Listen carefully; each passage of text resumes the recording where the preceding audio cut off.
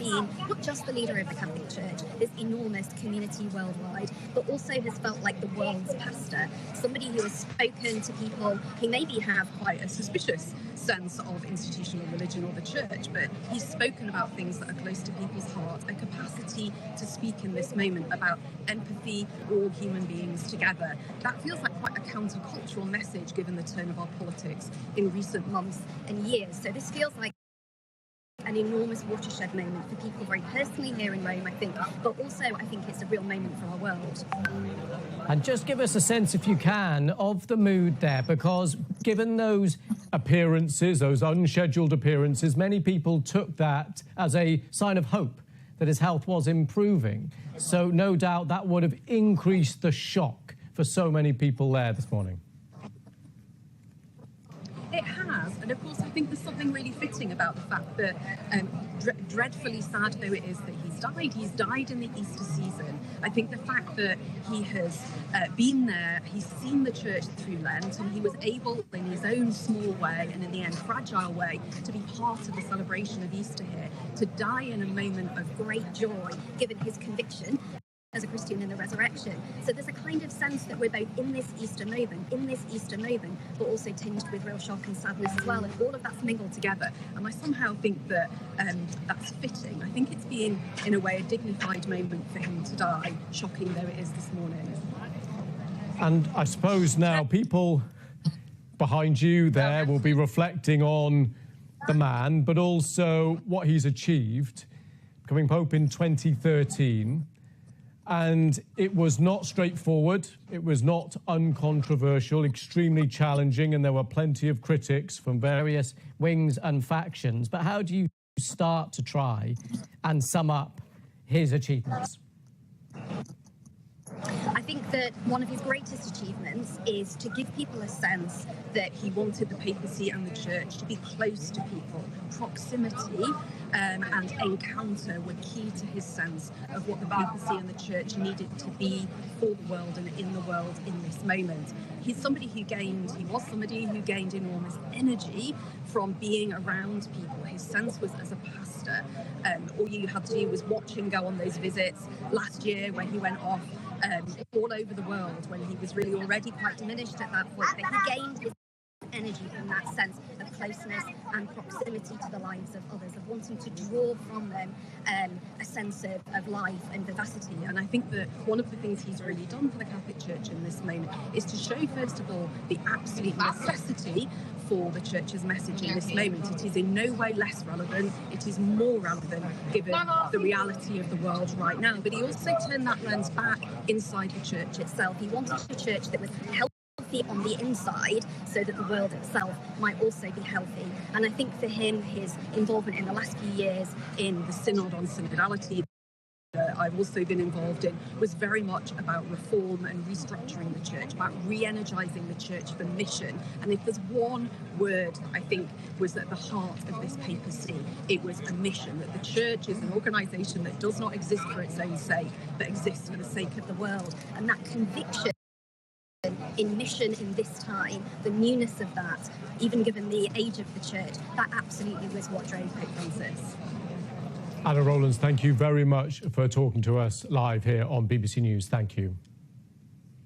So we are continuing our special coverage live here on BBC News, reflecting on the death of Pope Francis, who's died at the age of 88. He was last seen just at the weekend, Easter weekend, a crucial moment in the annual people there in Vatican are happy would have taken that as a hopeful sign that potentially his health was improving. But the news at 7:35 this morning, local time there in Vatican City, that Pope Francis had died. Let's cross to Rome now. Our reporter, Sofia Batista, is there.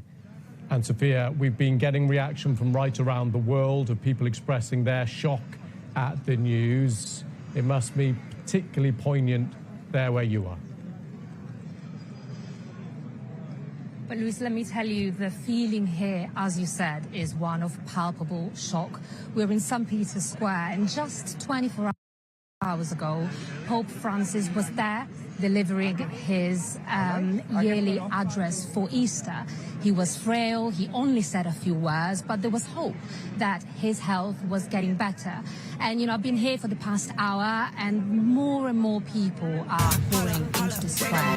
It's a mix of people from Italy and people from all over the world who have been saying to me that they just wanted to come here to pay their respects to Pope Francis. And I think we can go and find some people to talk to. We spoke to them a little earlier, and they were telling me about how they felt when they heard the news. Hello, hi. Hi. Where are you from? I am originally from India, but I live in Germany.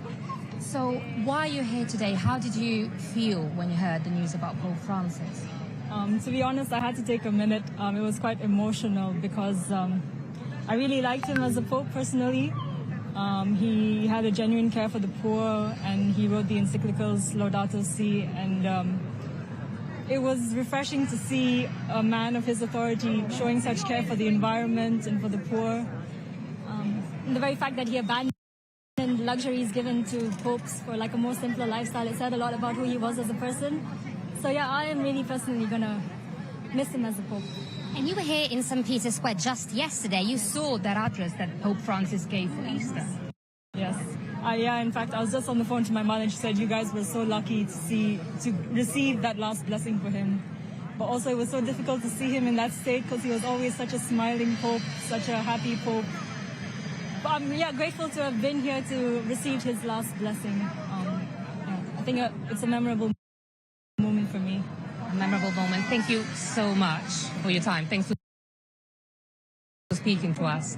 Well, that's something that we've heard from a lot of people here. You know, the fact that that Pope Francis was really a man of the people, a pope of the people, and he will be missed by not only Italians, not only Catholics, but people from all over the world. And Sophia, really interesting to hear the thoughts of people there, because in the immediate aftermath, of course, people's reflections will come through. As you've been there over the last few minutes, is there a sense of people knowing that this news had been announced and therefore they were there, or are people still learning about it behind you as we speak? Everyone I spoke to was aware of the news, and a few people have told me that they came here specifically because they were hoping to pay their respects to Pope Francis. I spoke to a family from El Salvador who have said to me that, of course, the fact that Pope Francis was from South America, the first pope from South America in centuries, was hugely meaningful. He was very loved, they said, in their country, in El Salvador. And somebody said to me specifically, she was a divorced woman, and the fact that Pope Francis tried to be inclusive when it comes to divorced people, for example, made a huge difference to Catholics like her. And so even though nothing has been announced in terms of what happens next and what is going to happen here in St. Peter's Square in the following hours, people have said to me that they just felt that they wanted to be here to pay their respects.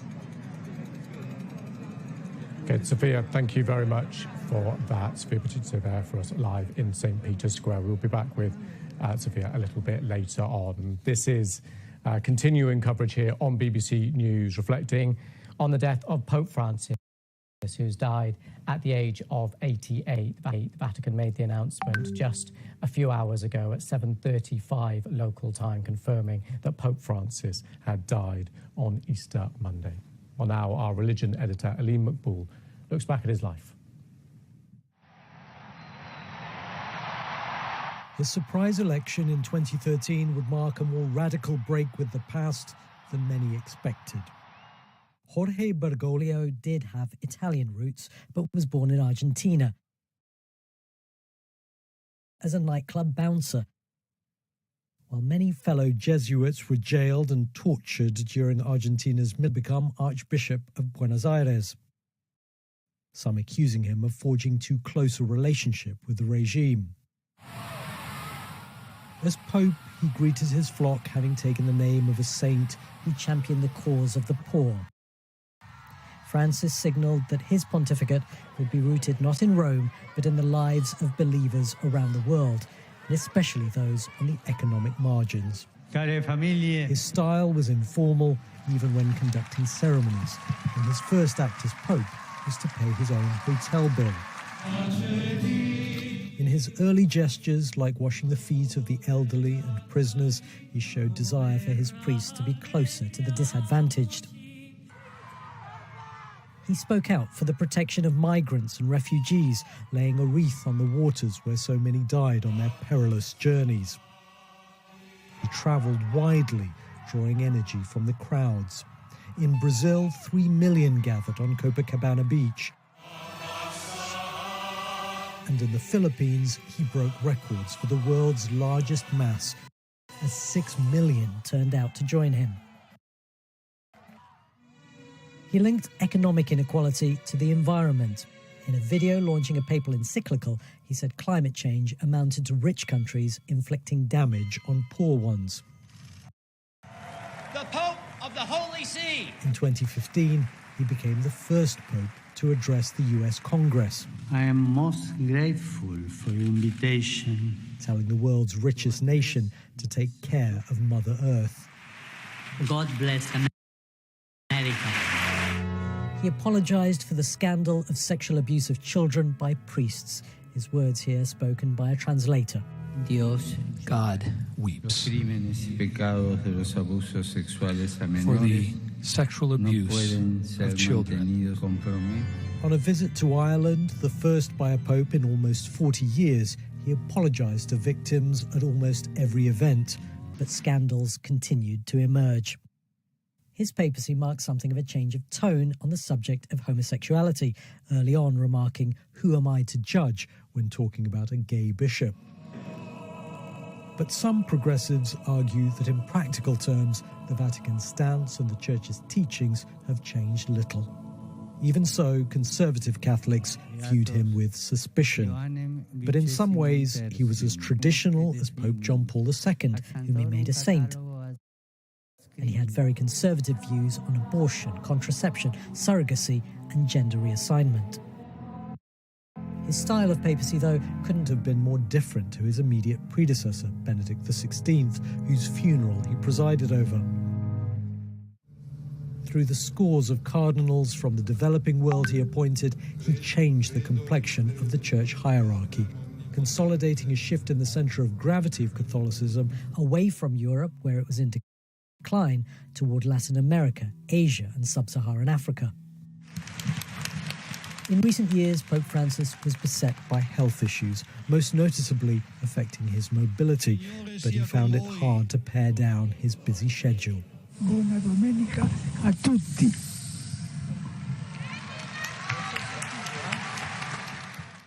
He was, above all, a pastoral pope, a man of humility who preferred the fellowship of ordinary believers to the trappings of ecclesiastical status and power. Reflections there on the life of Pope Francis, who's died at the age of 88. Our religion editor, Aline McBool, pulling together some of the thoughts and strands and values of Pope Francis, as well as the controversies and the challenges that he faced. Well, here on BBC News, we have special continuous coverage. My colleague Rich Preston is with us here. Just bring us up to date with the latest reaction as this news continues to spread around the world. Well, Lewis, we're starting to see how different countries, different nations will be paying tribute to Pope Francis. In France, the Eiffel Tower will go dark on Monday night. That's after Emmanuel Macron described the Pope as a man of humility on the side of the most vulnerable and the most fragile. And sticking in Paris, the bells at Notre Dame Cathedral have rung out 88 times in honour of the Pope. The 88 rings for 88 years of his life are to be followed by a full ringing of the cathedral's bells before a noon mass in France's honour, followed by another in the early evening. And we've heard that there will be a special memorial mass at the Church of the Holy Sepulchre in Jerusalem. And Lewis, importantly, just in the last few moments, Argentina's presidency office has issued a statement saying it deeply regrets the passing of Pope Francis, the first Argentine leader of the Catholic Church. Rich, thank you. And in many ways, he was a pope of so many firsts. The first from Latin America, as you mentioned, the first Jesuit priest to be named pope, the first pope to be born and raised outside Europe since the 8th century. Let's bring in now someone who can put these moments in a broader context for us. We can speak to David Willey, who's the BBC's Vatican correspondent for 40 years, also author of a number of papal biographies. Thank you very much for coming on the programme. Just want to get your initial reflections and thoughts on the news. Well, it's been an extraordinary papacy. He broke the mould which had been established. I've lived in Rome many years and followed the 3 or 4 different papacies now. And I think that it's been different in quality to any of the previous ones.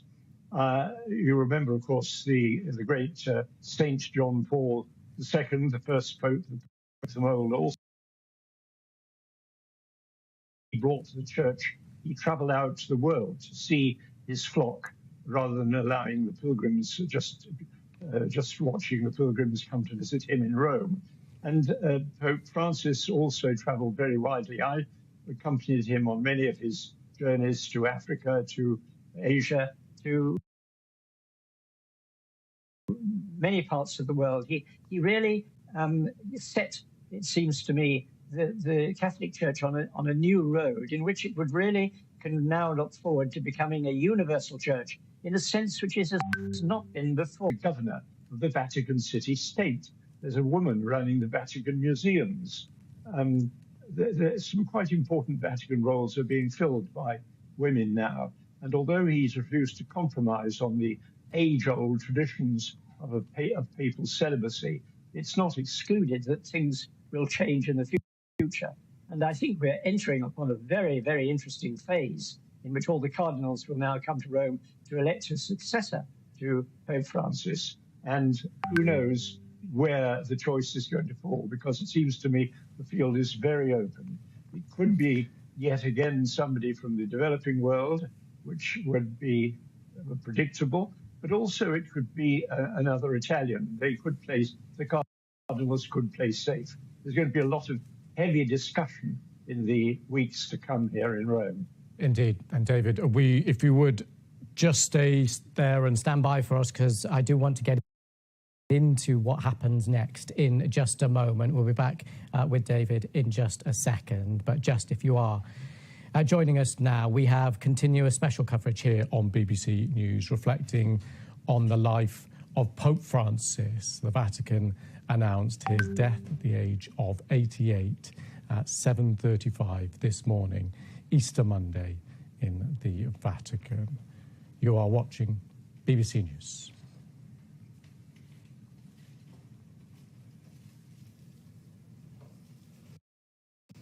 These are the live pictures of Vatican City, and we have heard from our reporter and speaking to people there as the crowds filter in.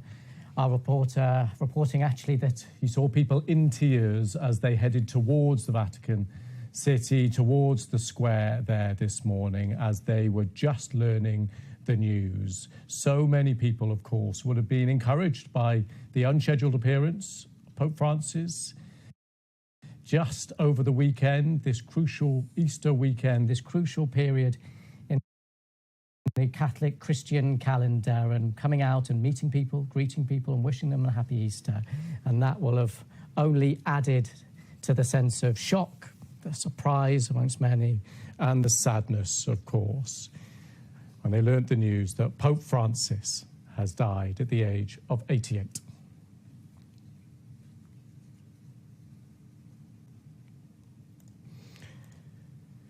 Well, this is BBC News, and we are continuing to get reaction and responses and reflections from world leaders right around the world to the death of Pope Francis after the Vatican announced the news that he has died at the age of 88. I want to bring you now, via our senior royal correspondent, a quote from His Majesty the King. The message is this. My wife and I were most deeply saddened to learn of the death of Pope Francis. Our heavy hearts have been somewhat eased, however, to know that His Holiness was able to share an Easter greeting with the Church and the world he served with such devotion throughout his life and ministry. His Holiness will be remembered for his compassion, his concern for the unity of the Church, and for his tireless commitment to the common causes of all people of faith, and to those of goodwill who work for the benefit of others.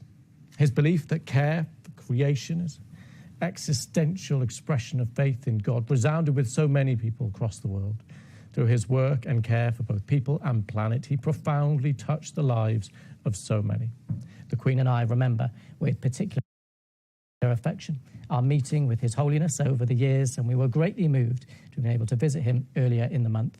We send our most heartfelt condolences and profound sympathy to the Church he served with such resolve, and to the countless people around the world who, inspired by his life, will be mourning the devastating loss of this faithful follower of Jesus Christ. So that statement just in the last few minutes from the King.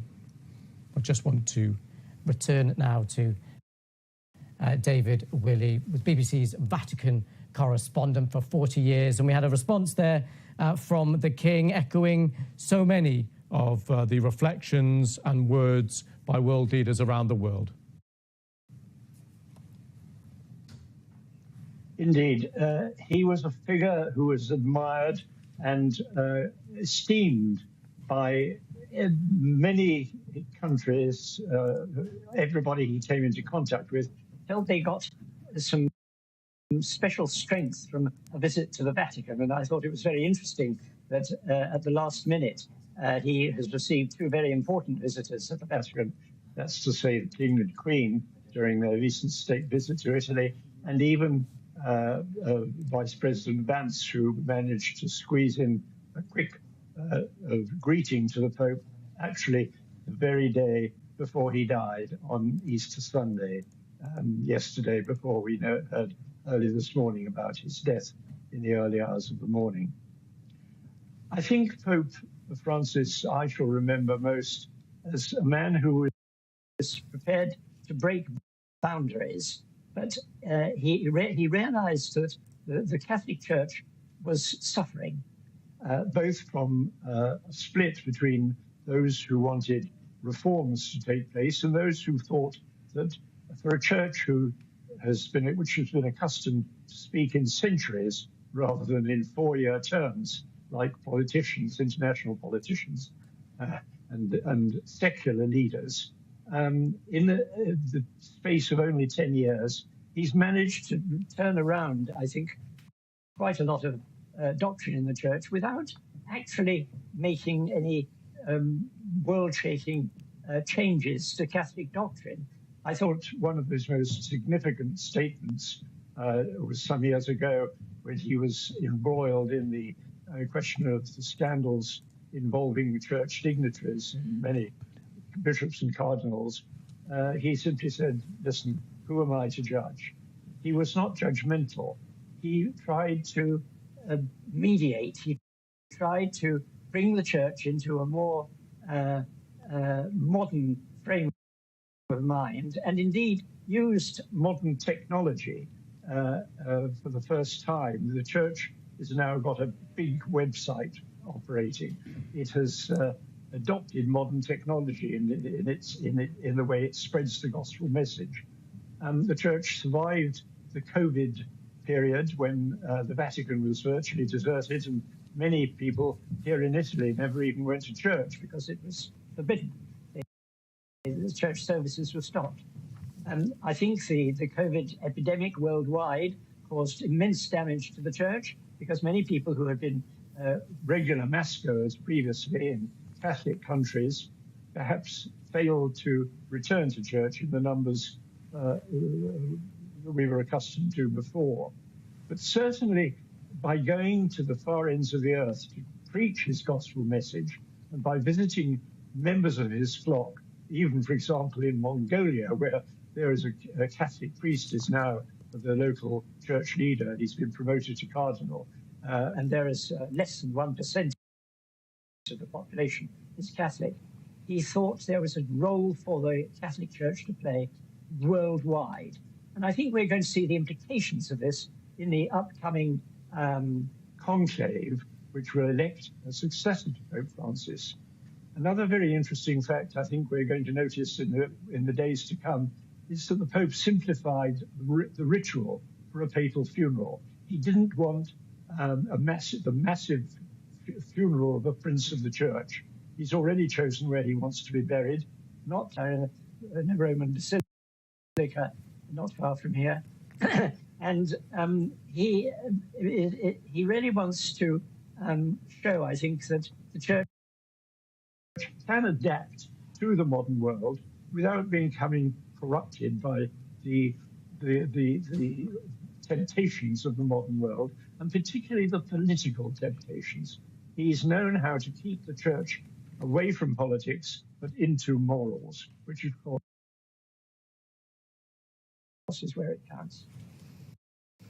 David Willey, thank you very much for your reflections, former BBC Vatican correspondent.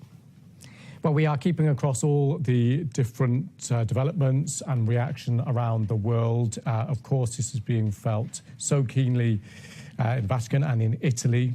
We've had some reaction out of Italy. There were due to be 4 scheduled matches in the top flight of Italian football, Serie A, today on Monday. They have now been postponed following the death of Pope Francis.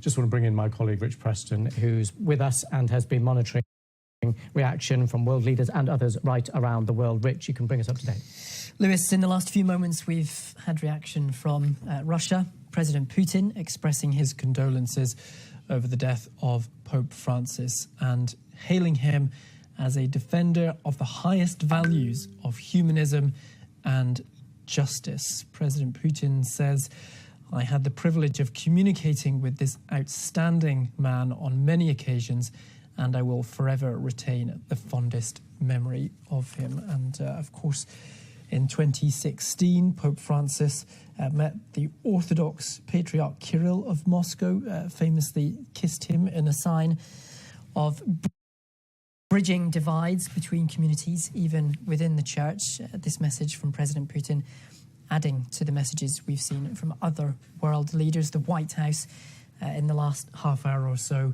posting on X, "Rest in peace," alongside photos of President Trump and the First Lady meeting the Pope, and also J.D. Vance, the US Vice President, who met the Pope within the last couple of days and who's currently on a trip to India, and earlier said, "My heart goes out to the millions of Christians all over the world who loved him." Rich, thank you for that. Let's speak now to Tina Beattie, Professor Emerita Catholic Studies at the University of Roehampton. Thank you for coming on the programme. Just want to start with getting your immediate thoughts. This news just less than 2 hours old and is spreading around the world now, and people will be given their reactions and reflections, and I just want to start with yours. There's great sadness, of course, but I don't think this is a shock. Neither is it a tragedy when a very sick 88-year-old finds the peace of death. As Catholics, I don't think we should treat this kind of death as a shock and a tragedy. I think rather we should be immensely grateful for the wonderful leadership we've had from Pope Francis since 2013, and pray for him to rest in peace and rise in glory, and also bear in mind that we're now entering a time of deep uncertainty in the Church. So also our prayers for what happens next. But personally, I think, if I'm honest, I feel a sense of relief, because we saw when Pope John Paul II died, the sort of grueling process of an increasingly incapacitated Pope dying very slowly, also interestingly at Easter. And it was obvious in the last few weeks that Pope Francis was very ill. He had a tremendous dedication to duty and to all the peoples of the world, and tried so heroically to continue to show that right up until the end. But he's now at peace, and I just feel immense gratitude for all that he gave to the Church, and a sense of relief for him that peace has come. And of course, he faced challenges, as all popes do, and failures. What do you make of his time? He was Well, he became Pope in his 70s, back in 2013. How do you try and assess the successes and failures?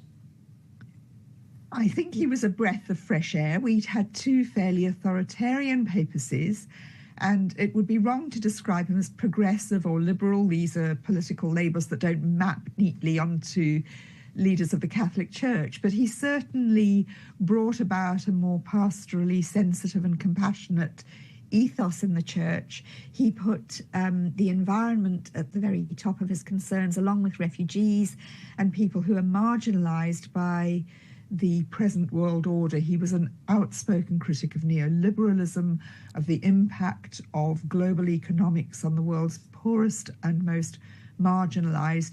And in all this, I think he opened the doors of compassion and tenderness and a certain kind of pragmatism about the struggles of people's everyday lives, as opposed to perhaps strict doctrinal adherence to some of the Church's rules.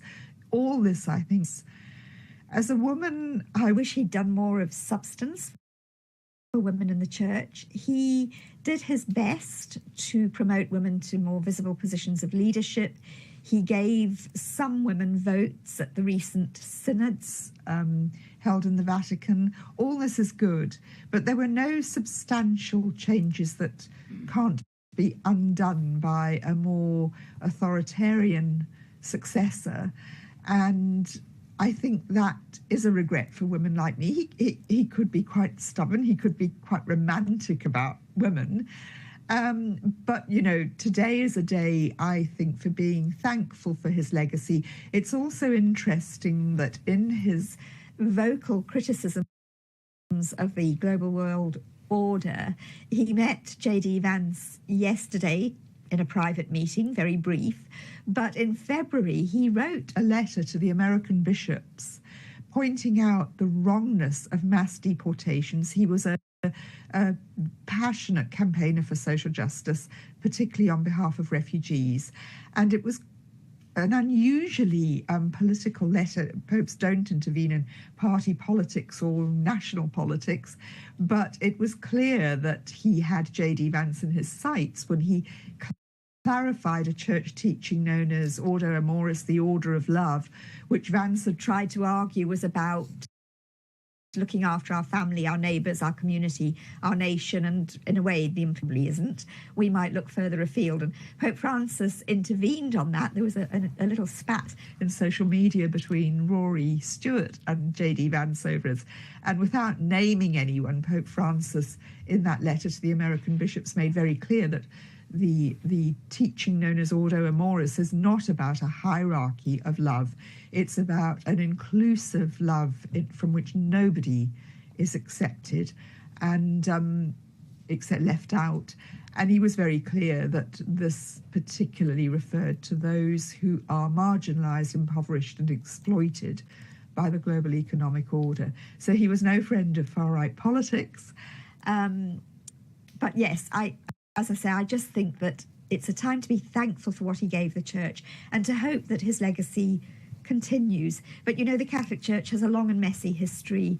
It survives crises, it survives good popes and bad popes, and whatever happens, it will trundle on through whoever the next pope is. But at a time of growing global crisis and security, environmental catastrophe, we really do need someone who will continue Pope Francis's vision, I think. Tina Beattie, thank you very much for your thoughts and analysis. Thank you. Just want to bring you the statement we've just had through from Keir Starmer, Prime Minister. I join millions around the world in grieving the death of His Holiness Pope Francis. His leadership in a complex and challenging time for the world and the Church was courageous. It always came from a place of deep humility. Pope Francis was a pope for the poor, the downtrodden and the forgotten. He was close to the realities of human fragility, meeting Christians around the world facing war, famine, persecution and poverty. Yet he never lost hope of a better world. That hope was at the heart of his papacy. His determination to visibly live out his faith inspired people across the world to see afresh the Church's teachings of mercy and charity. With his death, we are reminded once more of his call to care for one another across different faiths, backgrounds, nations and beliefs. My thoughts are with Catholics across the world and the Roman Catholic Church. May His Holiness rest in peace. So those comments just in the last few minutes from the Prime Minister Keir Starmer. Let's cross now to Sofia Baptista, who's our reporter there in St. Peter's Square. And the bells, I believe, are ringing. Let's just cross live and take a listen. Well, that's right, Lewis. In the last few seconds, the bells in St. Peter's Church have been ringing to announce the death of Pope Francis. Let's just take a listen. You might be able to hear them.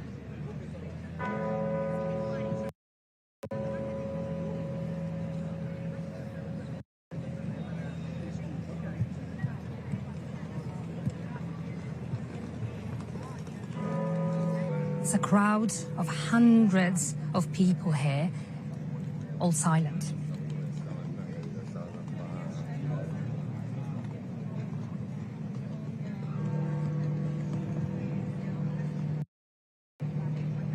And it's a mix of Italians and people from all over the world that have come here to pay their respects for Pope Francis.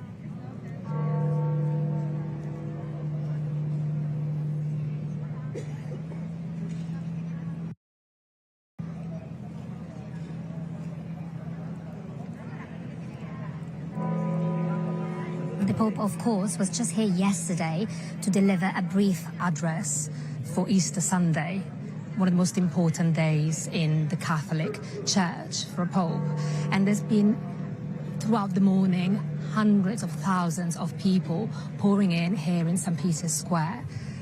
We spoke to people from India, from South Africa, from Italy, from Denmark, who have all told us that they wanted to come here to pay respects one more time. And I think you can still hear the bells ringing behind me. Let's take another listen. You might be able to see as well, if we pan out, people around me.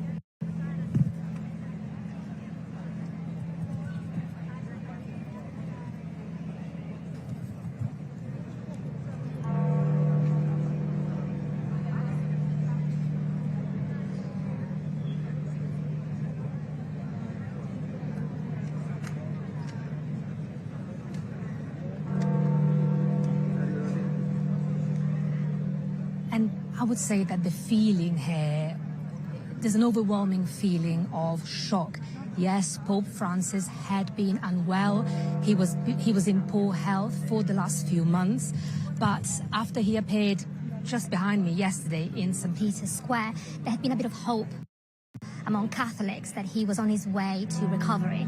And of course, this morning, the news about his death would have come as a shock to lots of people within the Catholic Church and beyond. Lewis.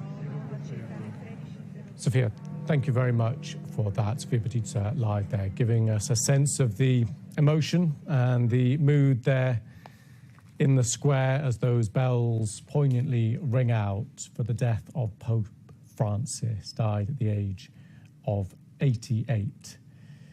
And there have been reflections, of course, there in Vatican City, across Italy, Europe, and right around the world. He was a global figure, of course, when he visited more than 60 countries during his time as Pope, and a Pope of many firsts as well. The first from Latin America, first Jesuit priest to be named a Pope, and the first to be born and raised outside of Europe even since the 8th century. So this news really is a global event, and he is a global figure, of course, so spiritually significant for so many Catholics, Christians across the world. There are 1.3 billion Roman Catholics worldwide, is the latest estimate. But of course, he was a global figure beyond that. Many people warmed to him and his causes, and certainly people knew about him and his work right around the world.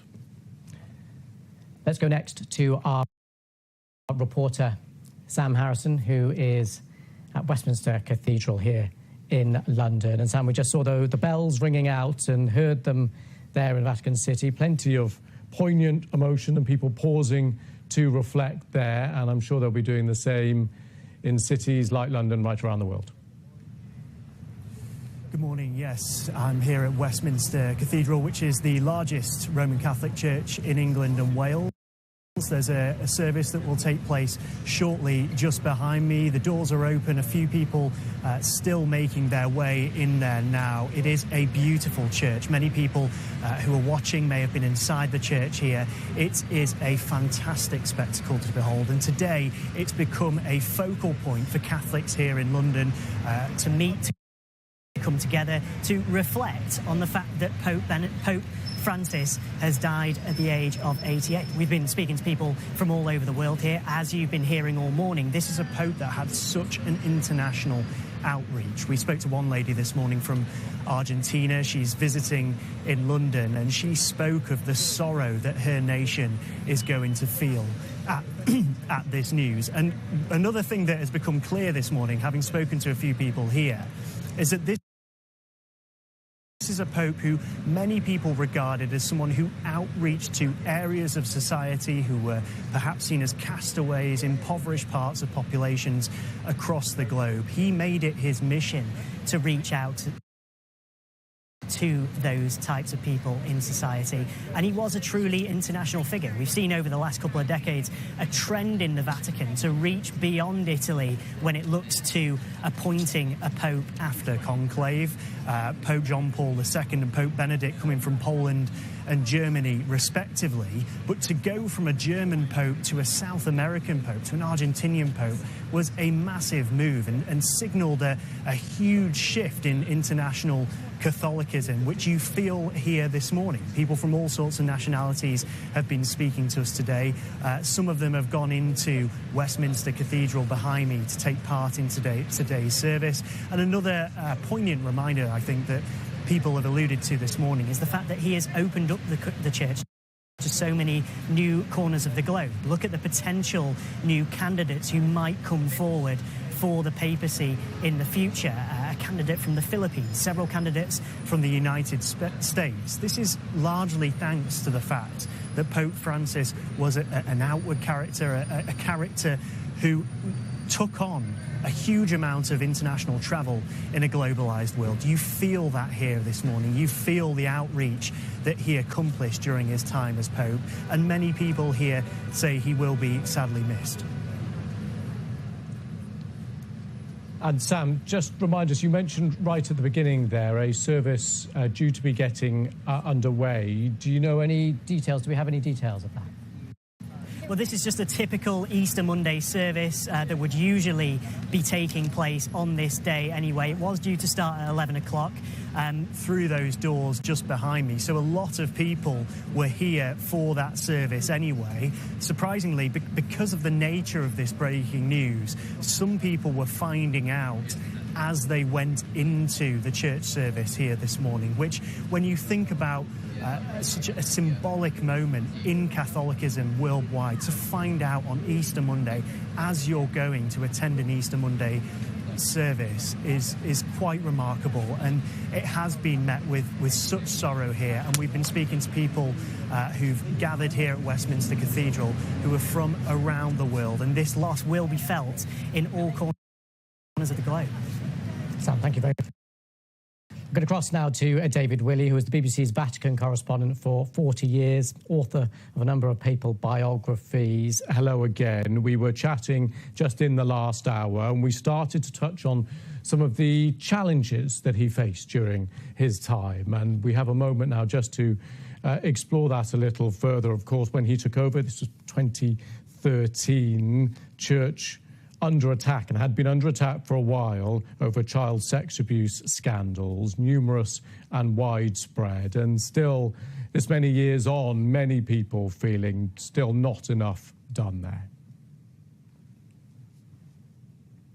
Well, Pope Francis did actually set up a committee to examine the terrible cases of priestly abuse of children which had occurred, some of them to his knowledge, many of them not to his knowledge.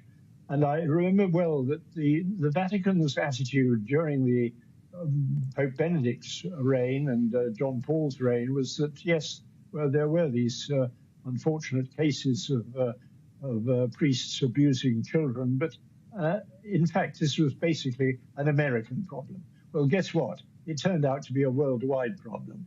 And under Pope Francis, we've seen bishops' conferences all over the world, Catholic bishops' conferences, trying to deal with what came to be seen as a worldwide problem. The abuse of children in by priests in the Catholic Church. And I think many people felt that Pope Francis, although he made some gestures and set up this committee, didn't do enough to stem this great problem which has been revealed in recent decades, and that the Church still has some way to go in order to address effectively. And some of the other challenges he faced that constant balance between more progressive elements within the church and more conservative elements, and would get it in the neck from both sides. And I suppose that's almost inevitable. But what do you make of the way he tried to straddle and balance that? Well, as I said before, I think one of his most pregnant statements was when he asked to comment on the problems facing priestly celibacy and so on, said, well, who am I to judge?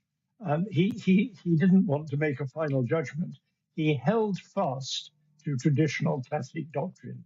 He made it clear that under his leadership, the Church was not going to allow women priests, for example. But open, I think, many issues which his successor is going to have to tackle. And I remember when I was looking for a title for my book about Pope Francis, I chose the title, The Challenge of Change. Well, the challenge of change is still open. Whoever succeeds Pope Francis is going to have to deal with the same old problems on a global scale. That, I think, is the problem. The strength of the Catholic Church in dealing with such weighty problems is that it has a long tradition and does think over a very long period. It is not committed to 4-year political terms of political leaders. It's committed to a papacy which is of unknown duration. During my time here living in Rome, I've had one papacy which lasted only just over a month, and another which lasted for 26 years. So there's a lot of variability in how long a pope is going to be granted life in order to carry out reforms. But certainly, I think one of the considerations that the cardinals are going to have in their mind when they come to elect a successor to Pope Francis is that they don't want to elect a man who is too old to run one of the most difficult and consuming jobs that can exist in the world. You need a man who is still able to offer a good number of years of his life to dealing with this difficult task. And on the way that he tried to sum up, encapsulate his time, he talked about wanting a poor church for the poor, this emphasis on humility and simplicity and fighting for the underprivileged, underserved, underrepresented. Do you think when people do reflect on his time, that is what will come to mind? Yes, I think he's going to be remembered as somebody who did broaden the reach of the Catholic Church in an unexpected and hitherto unrealized way.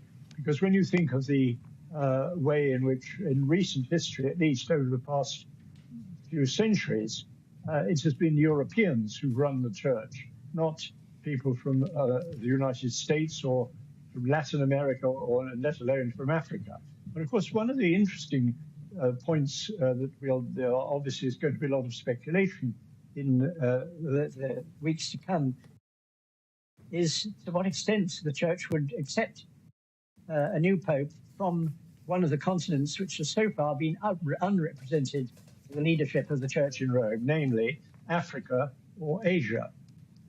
There are some cardinals in both continents who are considered papabile, that's to say they are considered possible candidates for the papacy. And it'll be very interesting to see when the cardinals meet in Rome what weight the cardinals from the rest of the world are going to show in their ability to take over the leadership of what is, after all, a worldwide organization, and no longer one that is maybe run just from the tiny Vatican City state here in Rome, but has worldwide implications. I think also what's been very striking this morning is the immediate reaction from heads of state all over the world to the death of the Pope. He clearly was somebody who struck a chord in the hearts of world leaders, be they President Putin or Vice President Vance, a recent Catholic convert, who was seeing the Pope just a day before he died here at the Vatican yesterday, Easter Sunday. David, thank you very much for that. This is BBC News. We have continuing coverage here reflecting on the death of Pope Francis. The Vatican announced that he died this morning at the age of 88. Just want to let you know what is coming up here. With me in the studio, we have Rich Preston, who is bringing us all the latest reaction from around the world. We'll come to Rich in just a moment. Jorge Perez from BBC Mundo is here. I want to reflect for a moment with you, Jorge, on the fact that this was a Pope of firsts, as we've been saying quite a bit over the last couple of hours, the first from Latin America. What is the significance of that? Quite important for the region. I mean, it's in the world, in the Catholic world, this is the place where most Catholics are living today and still live today, despite of recent years of declining in that number. A reference, in 1995, 80% of the Catholics, of people in Latin America identified as Catholics. It has been declining sharply. Now 54% of Latin Americans identify themselves as Catholics. So it's not a coincidence that he was chosen the leader of the Catholic Church for this region in particular. It's important because his message of inclusion, his message to help the poor, of course, reflects what the region is.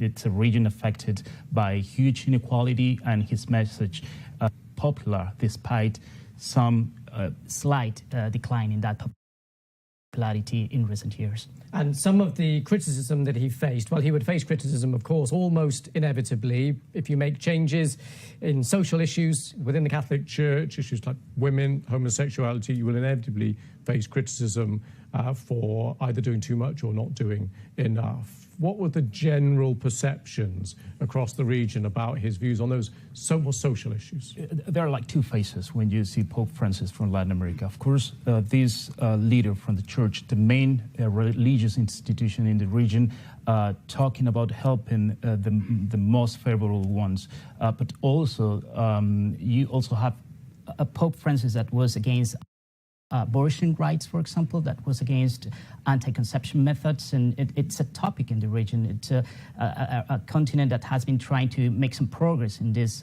rights for women. Of course, when you have the leader of the main religion in the region opposing to this, it's going to cause some controversy or at least some reactions from people that are trying to advance in this matter.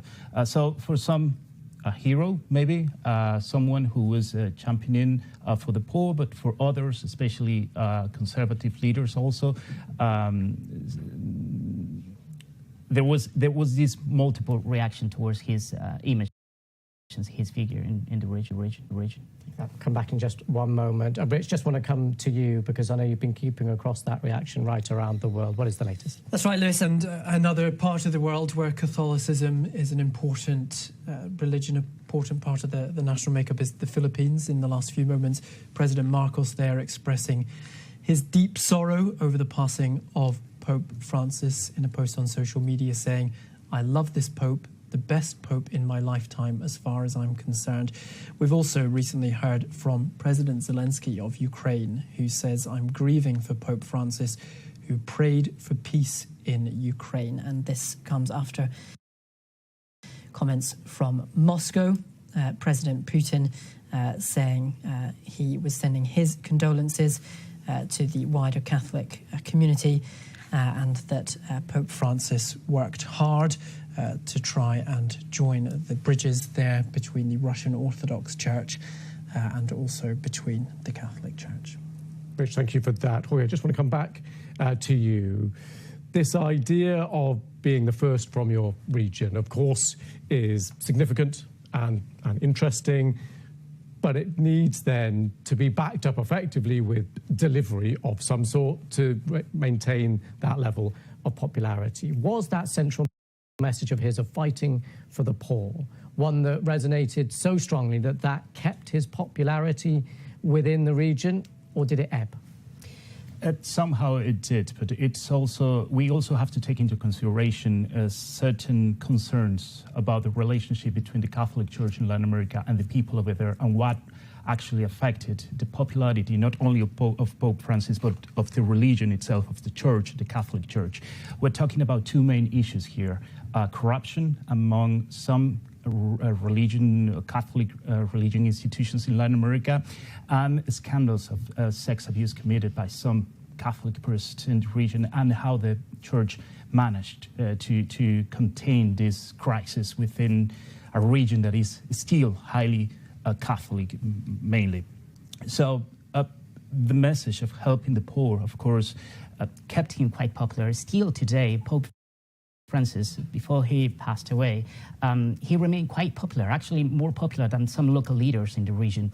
But of course, it seems that his death came without, for the Church, solving these two main issues I'm mentioning. How is the Church gonna finally end up this situation with the scandals, sex abuse scandals within its institution, and how it's going to solve also the problem of corruption within some episcopal conferences or other religious institutions related to the Catholic Church in the region. Thank you very much for giving us the view from his home region. Rich, thank you too for the latest. Let's cross live now to Sofia Petitza, who's our reporter in Rome. Sofia, just talk us through what's happening there now.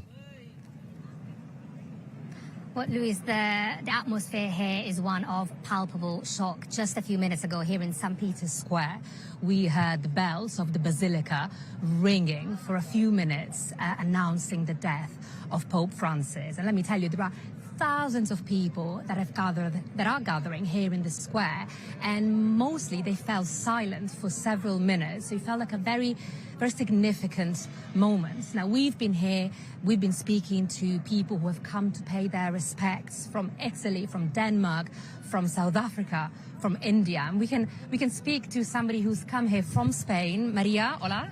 Hi. Hello. How did you react when you heard about the news about Pope Francis? To be honest, we are all really shocked this morning as we hear the news coming. And we are really sad for this news because I think it's a bad loss for the church. But we are all really grateful for being here and see what's going on. And I want to be thankful for all the messages the Pope has given to us throughout all these years, especially to young people, and those messages has encouraged us to continue believing in God and all His thoughts. And so, do you think Pope Francis, was able to reach out to younger Catholics as well? Yes, obviously. He has always tried to encourage us all the beliefs and values of the church, especially here in Europe, well, obviously around the world, worldwide. And I think it has been very useful for us. And how do you feel today, the atmosphere here in St. Peter's Square? Did you come here to pay your respects? Well, obviously I want to transmit our respect for all the people who are here. but also to show the world that we are here, even though he's not here, he's with God. So I know he's looking at us from the sky, from heaven, and I'm sure he's very proud of us. Finally, what is the thing that you will remember the most when you think about Pope Francis and his legacy? Well, as I've said before, all the messages and the quotes he has told us that he has always tried to be in every place, in every country, and that's really nice. Maria, thank you so much for speaking to us. Thank you. Well, that's something that we've heard time and again from people here this morning, the fact that Pope Francis really tried to make the Catholic Church more inclusive, whether that's his messages towards divorced couples or towards LGBTQ+ people. And now, of course, this is just a sense of what's happening here at the Vatican. There will be more reaction, more activity in the days and in the weeks to come. But I think for now, people here in St. Peter's Square this morning are, just absorbing the news, really, and reflecting on the life of Pope Francis. Lewis. Sophia, thank you very much for that. Cross back to you a little later on. A new line that has come to us from the AFP news agency from Spain. Spain declares 3 days of mourning for the late Pope. So 3 days of national mourning declared honour of Pope Francis, who's died at the age of 88. This is the continuous coverage we are bringing you here at the BBC. The news came about 2.5 hours ago, confirming from the Vatican that he died at 7:35 this morning, Easter Monday. Just want to bring you now the moment of that announcement from the Vatican. The announcement of the Pope's death was made by Cardinal Kevin Farrell. Dear brothers and sisters, with deep sorrow, I must announce the death of our Holy Father Francis. At 7:35 this morning, the Bishop of Rome, Francis, returned to the house of the Father. His entire life was dedicated to the service of the Lord and his church. He taught us to live the values of the gospel with fidelity, courage, and universal love, especially towards the poorest and most marginalized. With immense gratitude for his example as a true disciple of the Lord Jesus, we commend the soul of Pope Francis to the infinite merciful love of the triune God. Now, our religion editor, Aline McBull, looks back at the life of Pope Francis. The surprise election in 2013 would mark a more radical break with the past than many expected. Jorge Bergoglio did have Italian roots, but was born in Argentina. While studying for priesthood, he worked briefly as a nightclub bouncer. While many fellow Jesuits were jailed and tortured during Argentina's military dictatorship, he rose to become Archbishop of Buenos Aires, some accusing him of forging too close a relationship with the regime. As Pope, he greeted his flock, having taken the name of a saint who championed the cause of the poor. Francis signalled that his pontificate would be rooted not in Rome, but in the lives of believers around the world, and especially those on the economic margins. His style was informal, even when conducting ceremonies, and his first act as Pope was to pay his own hotel bill. In his early gestures, like washing the feet of the elderly and prisoners, he showed desire for his priests to be closer to the disadvantaged.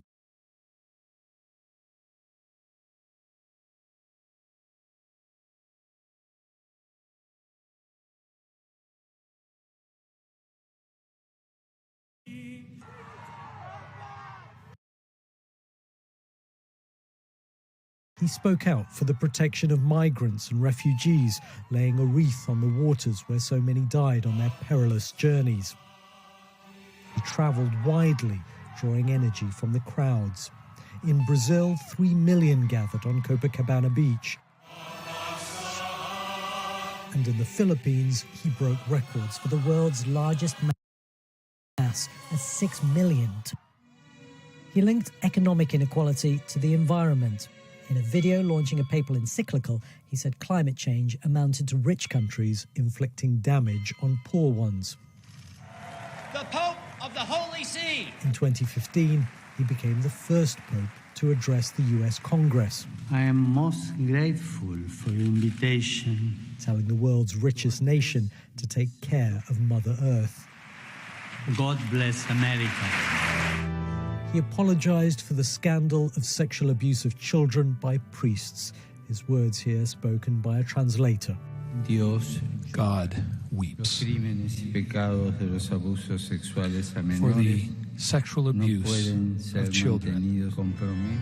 On a visit to Ireland, the first by a pope in almost 40 years, he apologized to victims at almost every event, but scandals continued to emerge.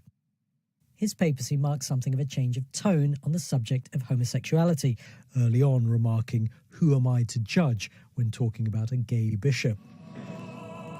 But some progressives argue that in practical terms, the Vatican's stance and the Church's teachings have changed little. Even so, conservative Catholics viewed him with suspicion. But in some ways, he was as traditional as Pope John Paul II, whom he made a saint. And he had very conservative views on abortion, contraception, surrogacy, and gender reassignment. His style of papacy, though, couldn't have been more different to his immediate predecessor, Benedict XVI, whose funeral he presided over. Through the scores of cardinals from the developing world he appointed, he changed the complexion of the church hierarchy, consolidating a shift in the centre of gravity of Catholicism away from Europe, where it was in decline, toward Latin America, Asia, and sub-Saharan Africa. In recent years, Pope Francis was beset by health issues, most noticeably affecting his mobility, but he found it hard to pare down his busy schedule. Buona domenica a tutti.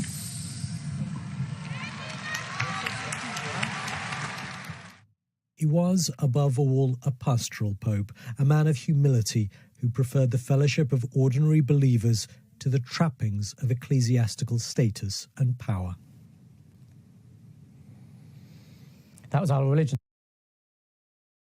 editor there, Aline McBall, reflecting on the life of Pope Francis after the Vatican confirming just a few hours ago the death of Pope Francis at the age of 88. He died at just on 7:30 this morning in the Vatican. He was seen over the weekend, Easter weekend, of course, in the Vatican, wishing a happy Easter to people there and meeting the crowds, which led many to hold some hope, optimism as to his health. But of course, his health had been in a pretty poor state for many weeks and months, spending those weeks in hospital before coming back to the Vatican City. He was only on light duties, effectively, with no big scheduled set pieces. He did make unscheduled appearances, like he did over the weekend, to say Happy Easter. But then the news coming this morning from the Vatican. We here on BBC News are continuing our special coverage. I'm Lewis Vaughan-Jones, and I just want to bring you now some of the latest updates and the latest reaction that we have.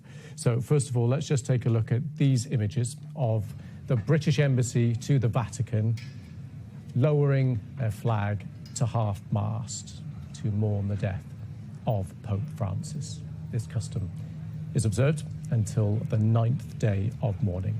So they are just some of the latest pictures we have. And to bring you up to date, with me in the studio here is Rich Preston, who is keeping across all the latest reaction and developments for us, and Jorge Perez from BBC Mundo from The View from Latin America in just a moment. Rich, we just saw the flag being lowered there to half-mast. What are some of the other reaction around the world now? Well, Lewis, the same is happening in Austria. Church bells ringing across the country there at 4 o'clock UK time later today in memory of Pope Francis, and black flags being hung on churches and clerical buildings in Austria. A requiem mass will be held for the Pope in Vienna later on today. That coming to us from our correspondent there. In France today, the Eiffel Tower will go dark this evening in memory of Pope Francis.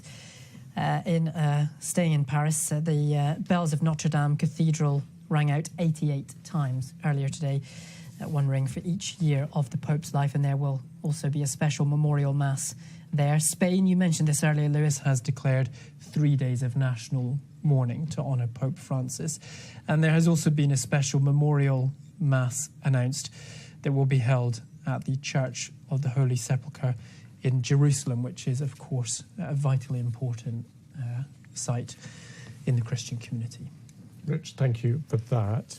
Jorge, if we just come to you, of course, this was a Pope of firsts, as I mentioned, and will be mentioned quite a lot now in the days ahead, because one of the first, the Pope from Latin America, a hugely significant figure in the region. Just talk us through, in practice, how that played out. What was the significance, what he achieved? Of course, being a Latin American Pope meant that he was keen to the problems of the region and to the political context. For example, we saw him between 2014 and 2015 mediating between the United States and Cuba, trying to make that relationship better, and actually somehow he achieved that. In the first time, all those changes and mediation that took place that meant that the United States, for example, reopened its embassy in La Habana. All that was reversed when Donald Trump was in his first term. But we can also talk about, for example, the peace dialogues between the Colombian government and the far-left guerrilla, Las FARC, in Colombia. The Catholic Church under Pope Francis also took an important role mediating between both parts. Quite popular among those that saw him as someone who was representing the majority of a region where most of the people are poor, but also having some conflicts between conservative sectors. He traveled 10 times to the region, never traveled to Argentina, something that calls the attention to many people over there.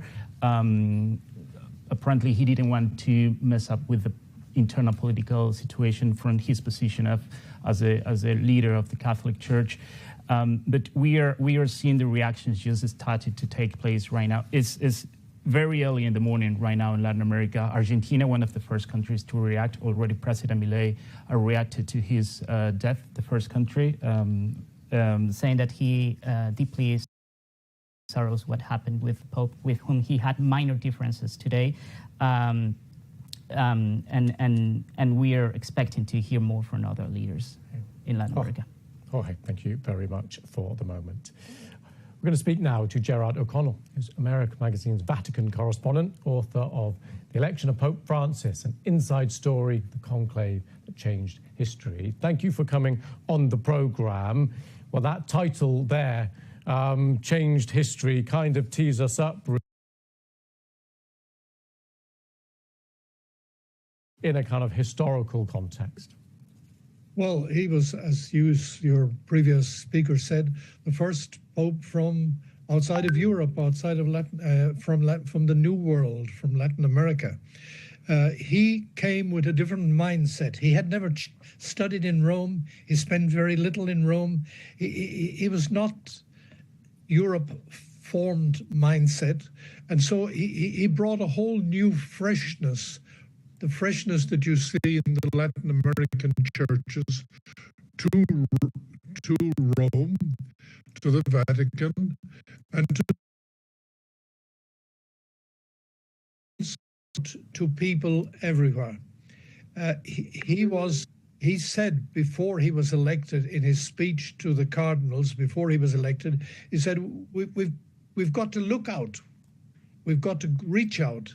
And that's exactly what he did. He spent his life reaching out to people of all kinds, and first and foremost to the poor and to the discarded. I think he's put the church on a path that it will be very difficult for a successor to diverge much from.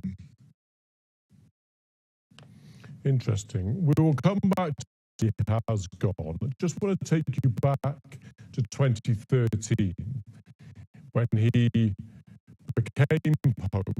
He was in his 70s then, but of course what he inherited not least the child sex abuse. How do you feel his handling of that will be remembered? Well, he was on a learning curve because he hadn't understood the vastness, public, if we will say this, in Latin America at that time, global dimensions of the problems. And he blamed a lot of it on clericalism and on the way the priests were being trained and the lack of sensitivity. And one of the victims of abuse by priests in Chile, he became a very close friend, suffered greatly in Chile. He also brought several people, one from England, one from or those who survived the abuse. And I think in these 12 years, he was now really in his 13th year towards the abuse question. He made it a possibility to remove from office a bishop who did not act. I think he himself realized there was still much to do. He said this not very long ago. But he safeguarded children in all its institutions. And I think history will be much kinder to him than the challenges he faced. I just want you, if you can, just to stand by. I just want to bring this piece of news that we are just received this evening, Monday, April the 21st at 8 p.m. local time, Cardinal Kevin of death and the placing of the body in the coffin. So just want to repeat that update we're getting from our this evening, Monday, April the 21st at 8 p.m. local time, Cardinal Kevin Joseph Farrell will preside over the rite. Jared, if we just return to you, just first of all, any thoughts on that and actually the process that will now unfold? Francis, like he did with so many things, he simplified the funeral rite for popes. He said they have to have a few types of coffins into which the Pope was put. Francis reduced this to one. And he doesn't bulk in the basilica. He wanted to be simply laid in the coffin and for people to come and pay their respects there. The 4 to 6 days after the announcement of the death. So probably for this coming weekend. We don't have, I am yesterday in St. Peter's Square. I saw him very close up. And I really felt when he went deeply that he was saying goodbye to the people. He had always wanted as a Jesuit from his day as Archbishop of Buenos Aires and from his very first moments as life in that extraordinary drive around St. Peter's Square and down the Via della Conciliazione, and he was really looked as if he was saying goodbye to the people. He had a sadness in his face, in my estimation. Maybe he saw the end was coming, we don't know. But it was I had the sensation then that it would not be long before he... If you could just try and sum up the man, I suppose, the man himself.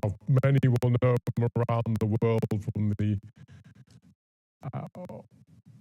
how would you try and put into words the man rather than the role?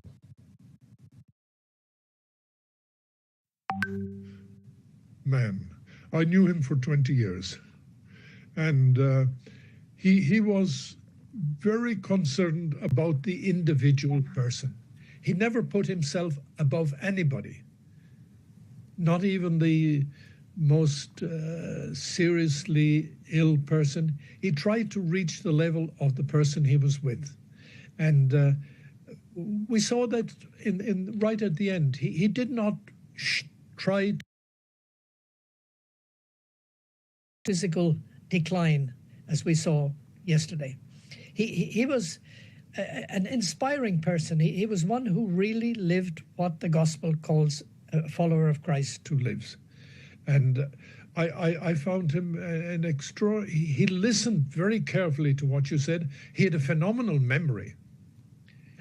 He was really somebody who was interested in you as a person, in your family, and he was very close to so many people in their hour of need. Even though he was world leader, he was amazingly involved in the personal lives of so many people, even as Pope. And I think this is the memory I carry with him, I carry of him, as a person who was interested in you as a person, and who was always reminded you that whatever you do wrong, God forgives you, and he is open to welcome you. And I think that is where he... for coming on the programme. Thank you.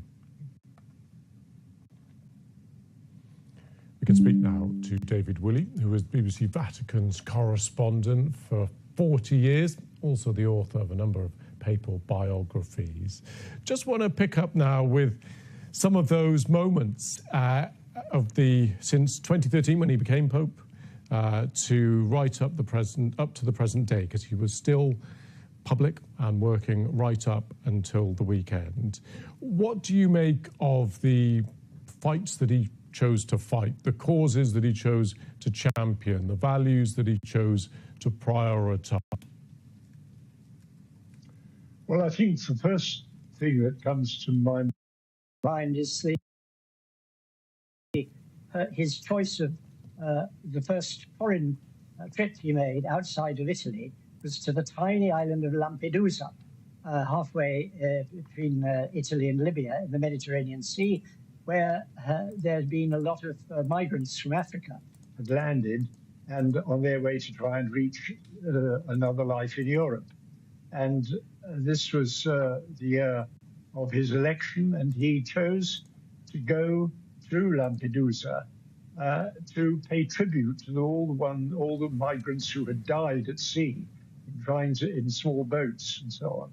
And I think Pope Francis had the genius of combining the very small with the very large. This is to take up again what Jerry O'Connell was just talking about when he talked about the way in which he could have a personal relationship with people, which was quite extraordinary. So although he had to deal with the huge problems of migration, of millions of people, the problems of war, of misery, of famine in Africa, the world's obvious